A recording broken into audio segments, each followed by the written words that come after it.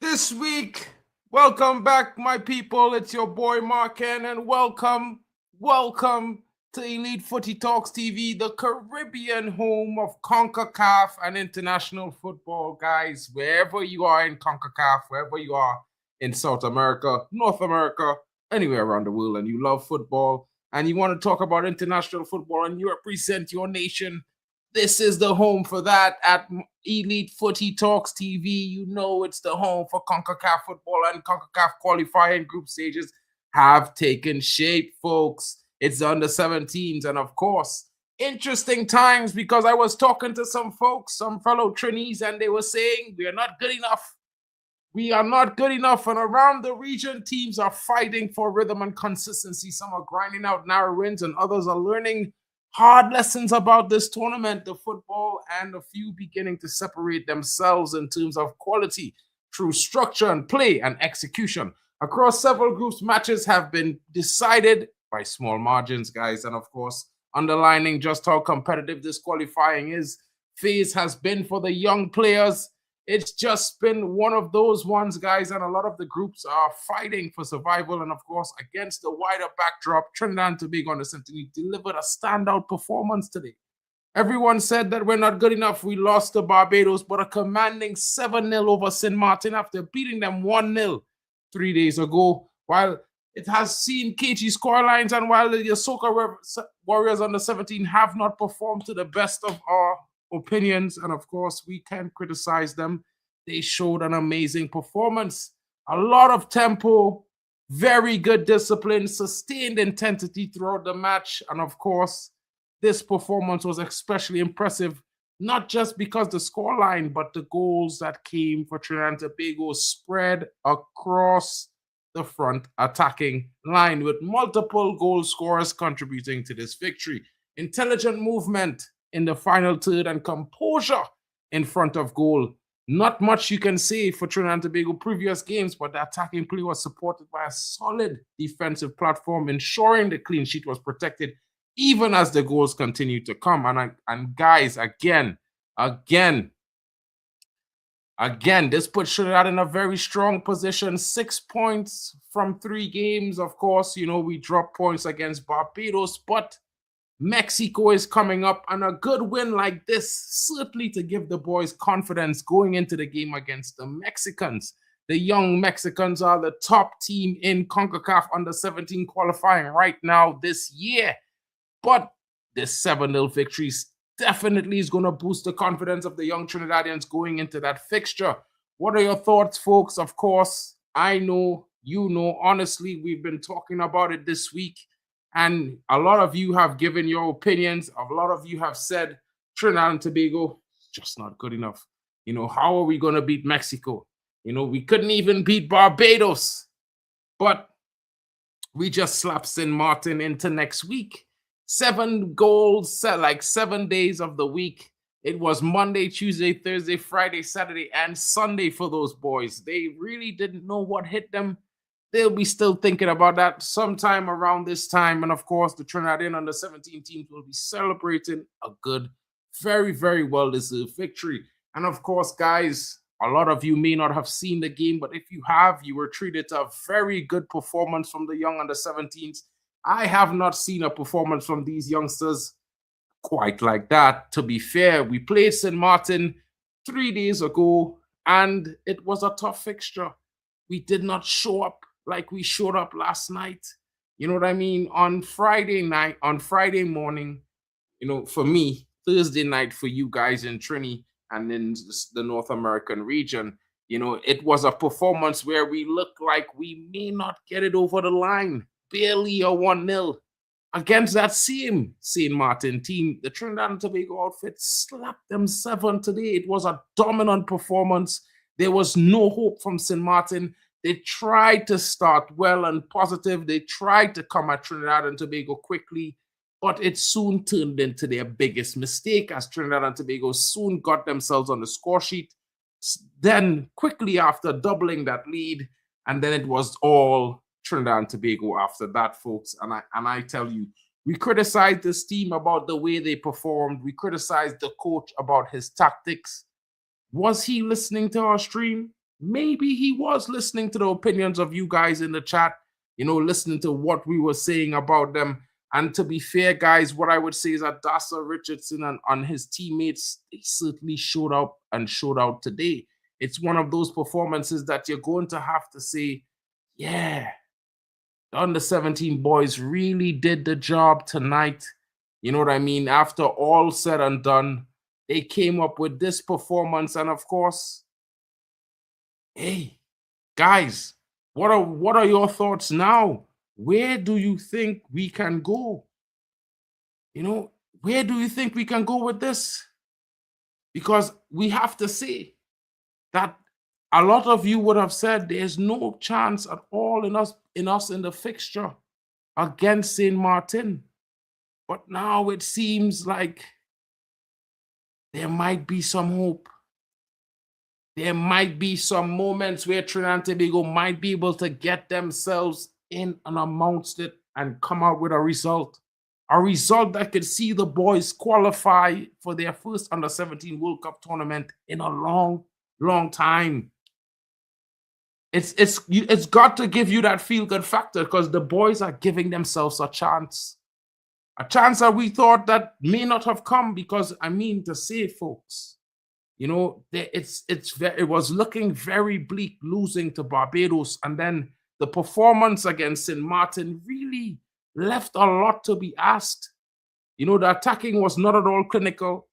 We did not take chances. We should have taken many chances, but we didn't. And the chances we did take were half chances at best. But tonight we played the same opponent, and we obliterated them. It's one of those victories that you don't normally expect, but it came. It was a very good performance. And St. Martin are no joke, folks. In terms of under-17 qualifications this year in CONCACAF, St. Martin are doing very well. And Trinidad and Tobago not having the breadth and length of training and togetherness as a team that St. Martin may have had, they showed quality. Big quality and performance. Very, very good focus as well. Good decision making in this game for the young SOCA Warriors. I have to say, folks, we need to change our opinions. Not only maybe we need to change our opinions, but we need to do more. We need to stop putting all the blame on maybe the TTFE and start taking some account. Look, as a nation, as a sporting nation, we would like to consider ourselves. We expect our athletes to perform at the highest level and compete with the very best. But, are we all giving them their best opportunity? Are we helping them with that stepping stone that they might need? Of course, folks, of course, the government definitely, and the TTFA, the respective sporting bodies, they have a certain responsibility, but so do we all as Trinidad and Tobagonians. We have a responsibility not only to our community, to our families, to our friends, you know what I mean? And of course, we have relatives, all of us, probably some way, shape, or form, or at some point in time, that plays or represents the nation. It's a small country, so chances that you will be related to someone who's playing for the national team at some point, or have a friend or a neighbor, or you might be living in your community. And how can we improve these things? And we need to talk about it, folks, because maybe talking about it will help and bring improvement. We need to start focusing on getting our coaches certified. We need to make sure that our young talent, for whichever their faculty might be it football, cricket, what have you, they are being coached by the very best from a young age, not just at the national level, but at local level, the district level as well. In order to level up, we have to level up holistically, folks. That means all the coaches for clubs and clinics all over the nation, they need to start getting themselves certifications. And it's not that the certification is going to make them so much greater a coach, but it's certainly going to open doors and ideas and ways of doing things on the level of a standard that they all maybe need to be at. Because let's just be honest, when you think you know something, you might do it your way and it might not be complete or holistic. there might need to be some little additions or little changes to really perfect that style. And of course, this is where we come in, and this is where the nation needs to make their voice in unison. Folks, after seeing some of the performances, not only with the girls' team, with the boys' team, but with the men's senior team, after some investment, after some real attention and real quality coaching, we see that we can get up levels that, and maintain these levels. So this is something we need to do more consistently. It's not supposed to be just 18 months before the next tournament. It should be consistently happening year in, year out, month in, month out during the season. And we need to open up more chances for the youths to get more international experience. This is going to provide us with a bigger and better base or platform to build our quality from. And guys, with the opening of the grandfather law, of course, across all facets of sports, there is going to be talent coming in from foreign-based, parentage. And of course, guys, this will benefit us greatly. Of course, it's going to make it more competitive. But this is why, if you guys, we will need to keep up. Because just remember, the youngsters coming from abroad, be it the USA or Europe, they are going to come with a high standard of facilitation and quality coaching.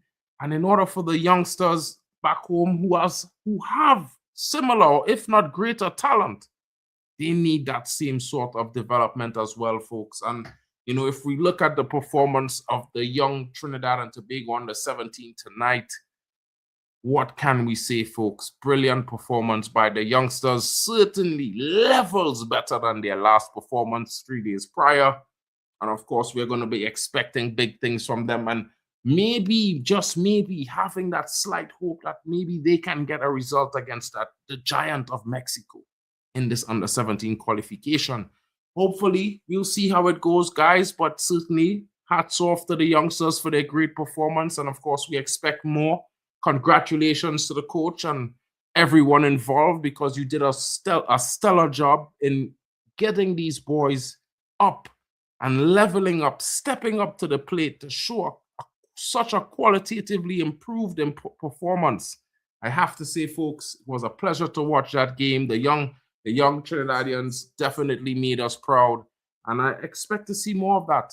You know what I mean, going forward. So, guys, if you have the time, check out the video. Don't forget to smash a like and subscribe. It's been your boy, Mark Ken. Of course, doing what I do best, talk about Trini football and football in general. Hope you guys are having a great time. Watching Trinidad is always a pleasure for me. And of course, I know it's carnival, so, have a time for me, folks, because I'm not there. But big up to each and every one of you. And let me know in the comments what you guys think, how you guys feel about the under-17 performance tonight. They certainly shocked me. I think I'm going to be expecting more from them going forward. Of course, certainly, Mexico is going to be a difficult one, but just maybe, they might, bring another surprise for the boys at home. So big up to you guys, and shout out to each and everyone watching. It's been your boy, Mark Ken. You know what to do. Smash the likes and subscribe.